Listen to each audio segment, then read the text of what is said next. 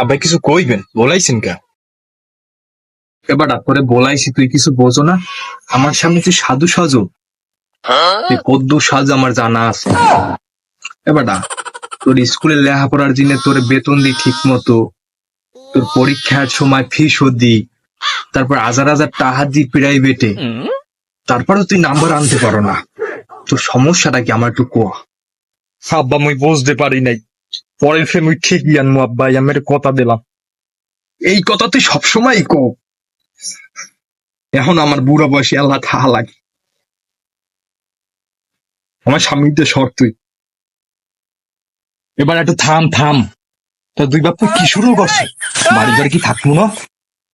আর তোর বাপি তো ঠিকই কয়, তোর পিছনে হাজার হাজার টাকা ভাঙ্গে, আমি কিছু দেখি না। তুই তো নাম্বার তো তুই ঠিক মতন আনতে পারো না। হাই হাই, তোর ভাত খাওয়াই না গু খাওয়াই হালার পাহালা। ও একটু বুঝা গোলমার ফোর, একটু বুঝা। ও বোঝে না। দূর কাকা, আমি না জানি না হইনি কি কন, পরীক্ষায় আমি 100-100 নম্বর পাই। আপনি জানেন হ্যাঁ ঘটনা, হে চাই মোর স্কুলের ম্যাডামের নাম্বার।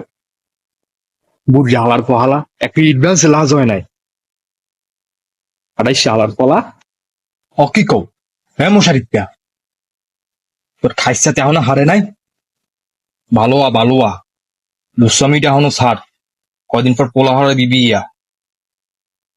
ফির কি করছো মনে করছো ভুলিয়ে গেছি?